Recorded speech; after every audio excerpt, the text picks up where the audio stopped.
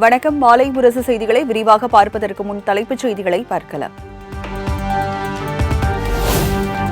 பரபரப்பான அரசியல் சூழலில் இன்று கூடுகிறது தமிழ்நாடு சட்டப்பேரவை கூட்டத்தொடர். 2 நாட்கள் நடைபெறவுள்ள கூட்டம் காலை 9:30 மணிக்கு தொடங்குகிறது.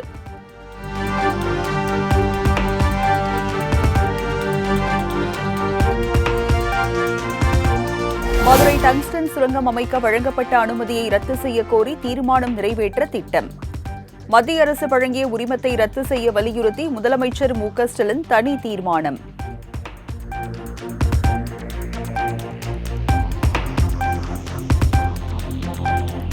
(2024, 2025) ஆண்டில் ஏற்பட்ட கூடுதல் செலவுக்காக துணை பட்ஜெட் இன்று தாக்கல். நிதியமைச்சர் தங்கம் தென்னரசு தாக்கல் செய்கிறார்.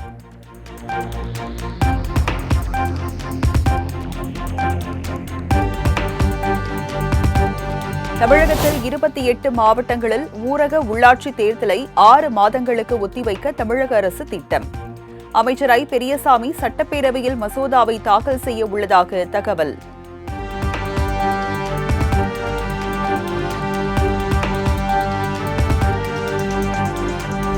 கேள்வி நேரத்தில் பல்வேறு விவகாரங்கள் குறித்து கேள்வி எழுப்ப எதிர்க்கட்சிகள் திட்டம். உறுப்பினர்களின் கேள்விகளுக்கு துறை சார்ந்த அமைச்சர்கள் பதில்.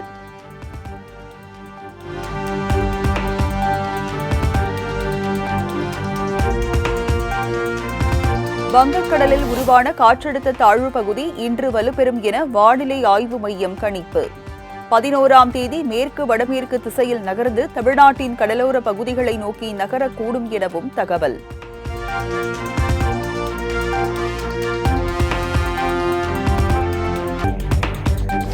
மயிலாடுதுறை, நாகை, திருவாரூர், தஞ்சாவூர், கடலூர் மாவட்டங்களில் நாளை கனமழைக்கு வாய்ப்பு. தமிழகத்தில் வரும் 13ஆம் தேதி வரை மழை தொடரும் எனவும் எச்சரிக்கை.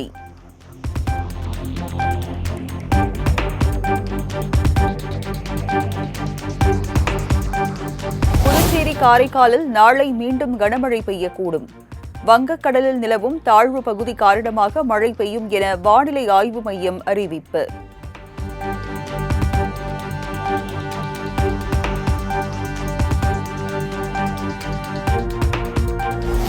கோட்டயத்தில் புனரமைக்கப்பட்ட தந்தை பெரியார் நினைவகத்தை திறந்து வைப்பதற்காக வரும் 11ஆம் தேதி கேரளம் செல்கிறார் முதலமைச்சர் மு.க.ஸ்டாலின். விழாவுக்கு கேரள முதலமைச்சர் பினராயி விஜயன் தலைமை தாங்குவார் என தகவல்.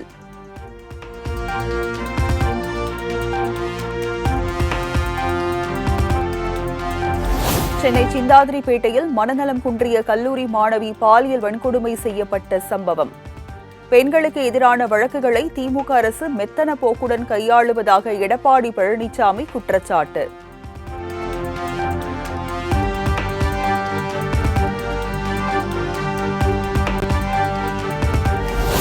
சென்னையில் மனநலம் குன்றிய பெண் பாலியல் வன்கொடுமை செய்யப்பட்ட வழக்கில் 4 சிறப்பு படைகள் அமைத்து விசாரணை.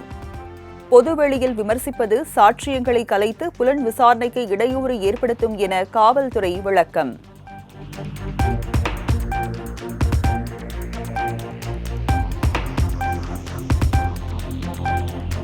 தமிழ்நாட்டில் எந்த காலத்திலும் விஸ்வகர்மா திட்டத்தை தொடங்க மாட்டோம். சென்னை MCC பள்ளியில் முன்னாள் மாணவர்கள் சந்திப்பு நிகழ்ச்சியில் துணை முதலமைச்சர் உதயநிதி ஸ்டாலின் உறுதி. அப்படின்னு ஒரு திட்டத்தை கொண்டு வந்திருக்கிறாங்க. அந்த திட்டம் என்னன்னா, திருப்பி குலக்கல்வி. அப்பா என்ன வேலை பார்த்தாரோ, தாத்தா என்ன வேலை பார்த்தாரோ அதே வேலை பாரு அப்படின்னு ஒரு விஸ்வகர்மா திட்டம்னு ஒரு திட்டத்தை கொண்டு வராங்க. நம்முடைய மாணவர்களை கல்வியிலிருந்து வெளியேற்றத்துக்காக இந்த திட்டத்துடைய ஒரே நோக்கம். நம்முடைய முதலமைச்சர் தெளிவா சொல்லியிருக்காங்க, எந்த காலத்திலையும் நாங்க தமிழ்நாட்டில் இந்த விஸ்வகர்மா திட்டத்தை நாங்கள் துவங்க மாட்டோம்.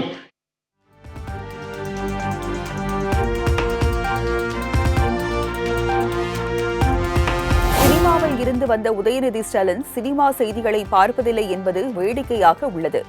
துணை முதலமைச்சர் பொறுப்புக்கு ஏற்றபடி அவர் பேச வேண்டும் எனவும் அண்ணாமலை காட்டம். இன்னைக்கு அண்ணன் உதயநிதி ஸ்டாலின் அவருடைய மொத்த குடும்பம், அவங்க அப்பா முதலமைச்சர் மு.க. ஸ்டாலின் ஐயா சினிமாவில் ஹீரோவா நடிச்சாரு. அவருடைய தாத்தா கலைஞர் கருணாநிதி ஐயா அவர்கள் அவ்வளோ கதை வசனம் எழுதினாங்க.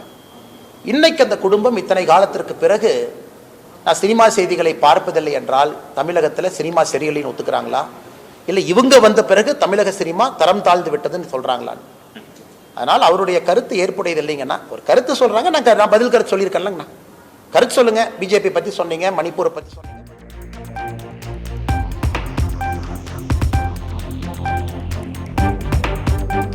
நடிகராக இருந்து இப்போதுதான் விஜய் அரசியலுக்கு வந்துள்ளார். அவருக்கு அரசியலின் அடிப்படை புரிதல் தேவை. அரசியலில் அடிப்படை பொது அறிவை தமிழக வெற்றிக் கழக தலைவர் விஜய் வளர்த்துக் கொள்ள வேண்டும் என அண்ணாமலை விமர்சனம். விஜய் அண்ணன் இப்ப அரசியல்ல, பொது அரசியல்ல என்னுடைய அன்பான வேண்டுகோள், ஒரு பேசிக் காமன் சென்ஸை வளர்த்திக்க வேண்டிய நேரம் இது. ஏன்னா ஒரு சினிமா நடிகரா உச்சத்தில் இருந்துட்டாங்க, பெரிய ஒரு நடிகர், எல்லோருக்கும் பிரித்த ஒரு நடிகர். அரசியல் கருத்து சொல்லும் பொழுது ஜியோ பாலிட்டிக்ஸ் இம்ப்ளிகேஷன் என்ன, மணிப்பூர் என்ன, என்ன பிரச்சனை, அங்க இருக்கக்கூடிய ட்ரைபல் பிரச்சனை என்ன, மியான்மர்ல இருந்து யார் உள்ள வர்றா,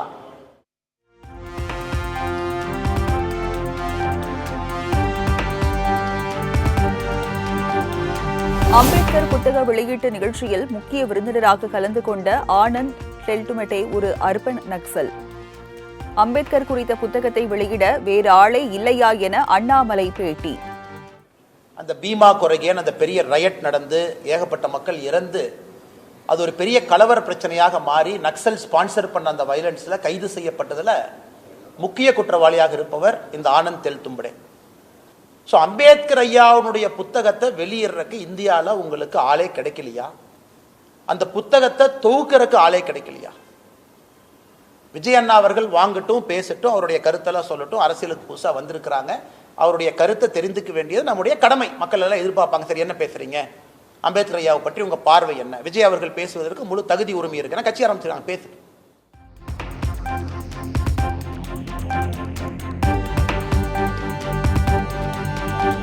தான் சொல்லியே புத்தக வெளியீட்டு விழாவில் ஆதவ் அர்ஜுன் பங்கேற்றார். கட்சி பொறுப்பில்தான் உள்ளார். ஆதவ் மீதான நடவடிக்கை பற்றி உயர்மட்ட குழுவில் நன்றாக பரிசீலித்து முடிவு எடுப்போம் என திருமாவளவன் விளக்கம்.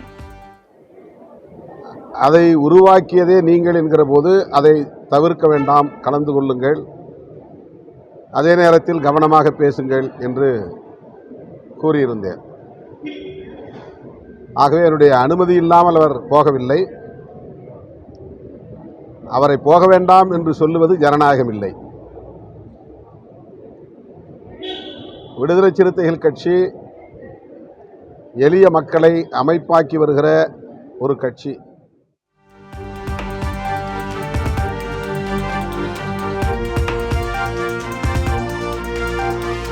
பாமக விளம்பர அரசியல் செய்யாமல் களத்தில் இருந்து மக்கள் பணி செய்கிறது. தமிழக வெற்றிக் கழக தலைவர் விஜய் குறித்த கேள்விக்கு அன்புமணி ராமதாஸ் பதில். எங்க கட்சி மற்ற கட்சிகள் போன்று கிடையாது. விளம்பர அரசியல் நாங்கள் செய்யறது கிடையாது.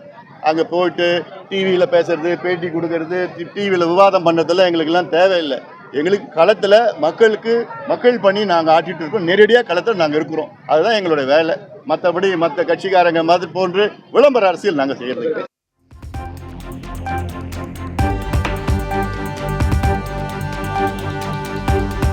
தமிழகத்தில் மிக கனமழை எச்சரிக்கையை அடுத்து முன்னெச்சரிக்கை நடவடிக்கைகளை தீவிரப்படுத்த உத்தரவு. மாவட்ட ஆட்சியர்களுக்கு தமிழக அரசு வருவாய் நிர்வாக ஆணையர் ராஜேஷ் லக்கானி கடிதம்.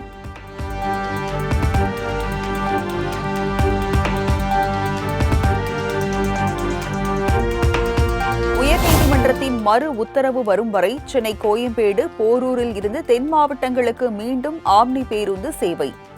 ஆம்னி பேருந்து உரிமையாளர்கள் சங்க தலைவர் அன்பழகன் அறிவிப்பு.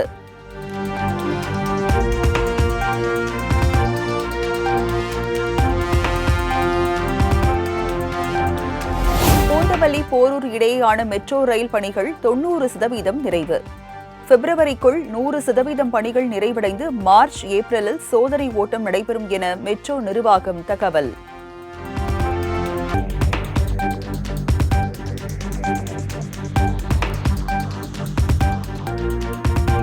ரயில்களில் பயணிக்கும் போது கற்பூரம் ஏற்றினால் 3 ஆண்டுகள் சிறை தண்டனை. சேலத்தில் ஓடும் ரயிலில் ஆந்திர ஐயப்ப பக்தர்கள் மீது கற்பூரம் ஏற்றி வழிபாடு நடத்திய வீடியோ வெளியான நிலையில் ரயில்வே நிர்வாகம் எச்சரிக்கை.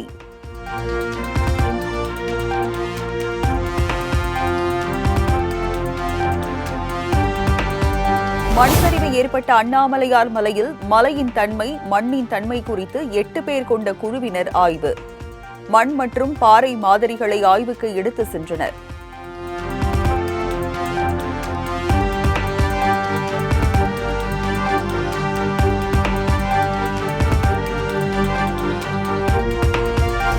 நாகையிலிருந்து காங்கேசன்துறைக்கு அடுத்த ஆண்டு ஜனவரி முதல் மேலும் ஒரு பயணிகள் கப்பல் இயக்க திட்டம். இந்திய இலங்கை கப்பல் பயணத்தை வெளிநாட்டு பயணிகள் அதிகமானோர் பயன்படுத்தி வருவதால் நடவடிக்கை.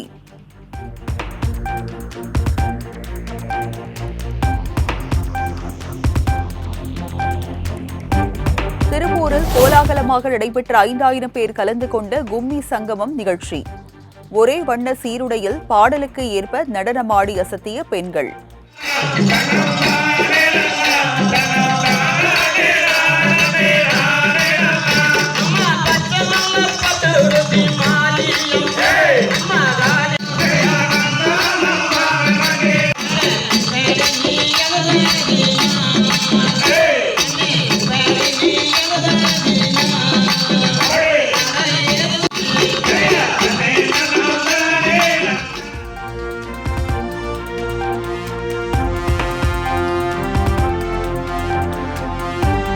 தமிழ்நாட்டில் பல்வேறு கோயில்களில் வெகு விமரிசையாக நடைபெற்ற குடமுழுக்கு விழா. திரளான பக்தர்கள் பங்கேற்று சாமி தரிசனம்.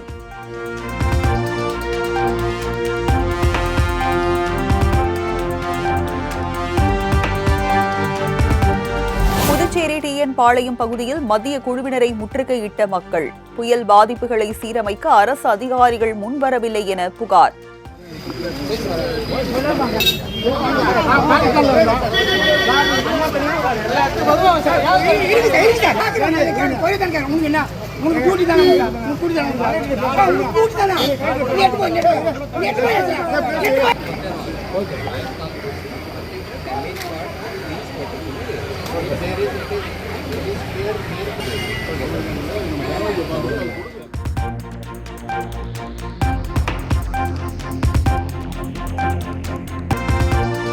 ஜெய்ப்பூரில் ரைசிங் ராஜஸ்தான் உலகளாவிய முதலீட்டு மாநாட்டை இன்று தொடங்கி வைக்கிறார் பிரதமர் மோடி. ஹரியானாவில் பெண்களுக்கு அதிகாரம் அளிக்கும் திட்டமான பீமா சாஹி யோஜனா திட்டத்தையும் தொடங்கி வைக்கிறார்.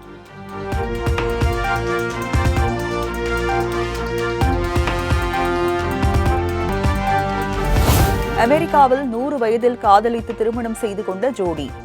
கின்னஸ் சாதனை புத்தகத்தில் இடம்பெற்ற தம்பதிக்கு பலரும் வாழ்த்து.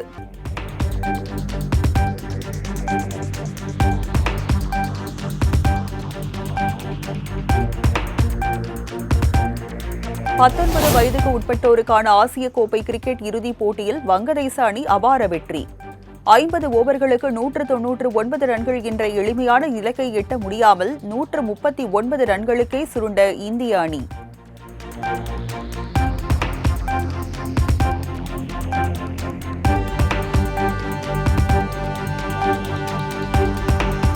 உலக செஸ் சாம்பியன்ஷிப் தொடரில் 11வது சுற்றில் இந்திய கிராண்ட் மாஸ்டர் குகேஷ் வெற்றி. சீன வீரர் டிங் லிரனை வீழ்த்தி அசத்தல்.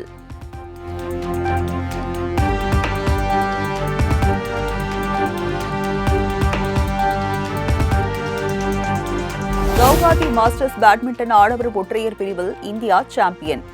சீன வீரரை வீழ்த்தி இந்திய வீரர் சதீஷ் அபார வெற்றி.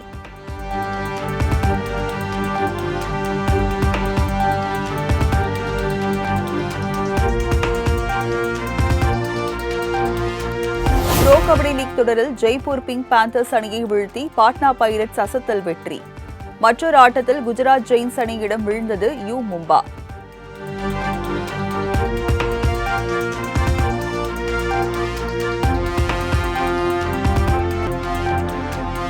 துபாயில் இருந்து சென்னை திரும்பிய நடிகர் அஜித். விமான நிலையத்தில் அஜித்தை கண்ட ரசிகர்கள் ஆரவாரம்.